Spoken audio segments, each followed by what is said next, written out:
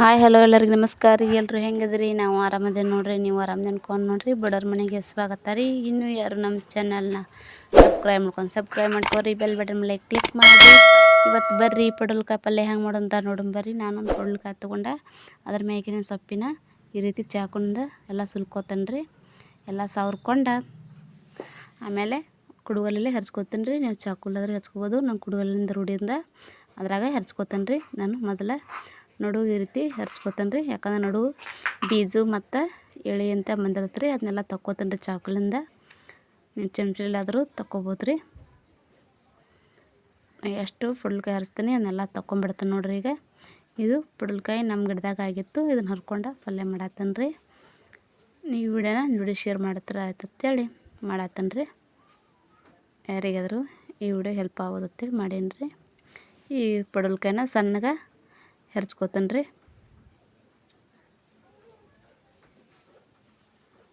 ಒಲೆ ಮ್ಯಾಗ ಅನ್ನಕ್ಕೆ ಇಟ್ಟಿರ್ತೀನಿ ರೀ. ಅದು ಕುದಿಯೋದ್ರಾಗ ಇಷ್ಟೆಲ್ಲ ಮಾಡ್ಕೊಂಡ್ರೆ ಆಯ್ತು ಅಂತೇಳಿ ಮಾಡತ್ತೇನೆ ನೋಡ್ರಿ. ಆದಷ್ಟು ಪಡವಲಕಾಯಿನ ಸಣ್ಣಗನೆ ಹೆರ್ಚ್ಕೊರಿ. ಯಾಕಂದ್ರೆ ಜಲ್ದಿನ ಪಡವಲಕಾಯಿ ಬೇಯ್ತೈತೆ ರೀ.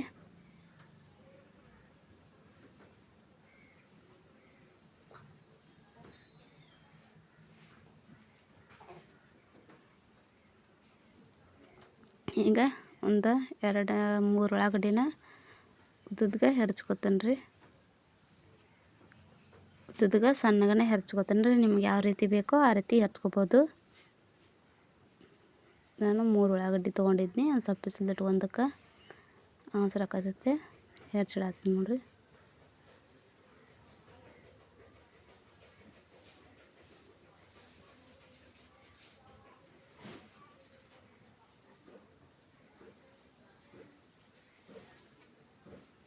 ಈಗ ಕರಿಬೇವನ್ನು ಸಣ್ಣಗನ ಹೆರ್ಚ್ಕೋತೇನೆ ರೀ.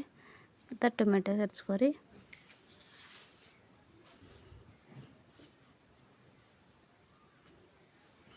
ಈಗ ಕಡಾನಿಗೆನ ಕೆಳಕ್ಕೆ ಇಡ್ತೇನೆ ರೀ. ಸ್ವಲ್ಪ ಎಣ್ಣೆ ಹಾಕೋತೇನೆ ರೀ ಅದಕ್ಕೆ. ಮತ್ತು ಜೀರಿಗೆ ಸಾಸಿವೆ ಹಾಕೋರಿ ಒಗ್ಗರಣೆಗೆ. ಮತ್ತು ಕರಿಬೇವು ಹಾಕೋತೇನೆ ರೀ. ಈಗ ಉಳ್ಳಾಗಡ್ಡಿ ಉದ್ದುದ್ದು ಹೆರ್ಚಿದ್ದು ಅವನ್ನ ಹಾಕೋತೇನೆ ನೋಡ್ರಿ. ಆದಷ್ಟು ಚಮಚಲ್ಲಿ ಈ ರೀತಿ ಬಿಡ್ಸೋಕೆ ಪ್ರಯತ್ನ ಪಡ್ರಿ. ಉಳ್ಳಾಗಡ್ಡಿನ ಜಲ್ದಿನ ಬೇಯ್ತೈತೆ ರೀ.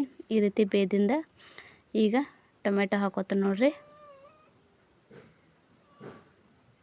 ಟೊಮೆಟೊ ಉಳ್ಳಾಗಡ್ಡಿ ಬೇಯ್ದಿಂದ ಸ್ವಲ್ಪ ಅರಿಶಿಣ ಪುಡಿ ಹಾಕೋತೇನೆ ರೀ. ಅದನ್ನು ಹೊಳಸ್ಕೊಂಬಿಟ್ರಿ. ಸ್ವಲ್ಪ ಖಾರದ ಪುಡಿ ಹಾಕೋರಿ. 2 ಚಮಚ ಹಾಕೋತೇನೆ ರೀ ನಾನು. ನೀವು ರುಚಿಗೆ ತಕ್ಕಷ್ಟು ಹಾಕೋರಿ.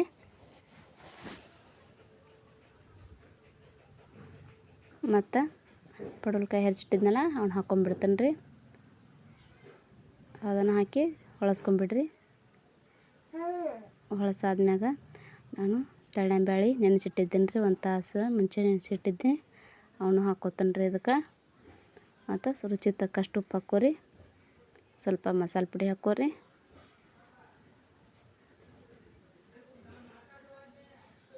ಅದನ್ನು ಸ್ವಲ್ಪ ನೀರು ಹಾಕೋತೇನೆ ರೀ. ಬೇಳೆ ನೆನಿಟ್ಟಿದ್ನಲ್ಲ ಅದ್ರಾಗ ಹಾಕಿ ಸ್ವಲ್ಪ ನೀರು ಹಾಕೊಂಡೆ ನೋಡ್ರಿ.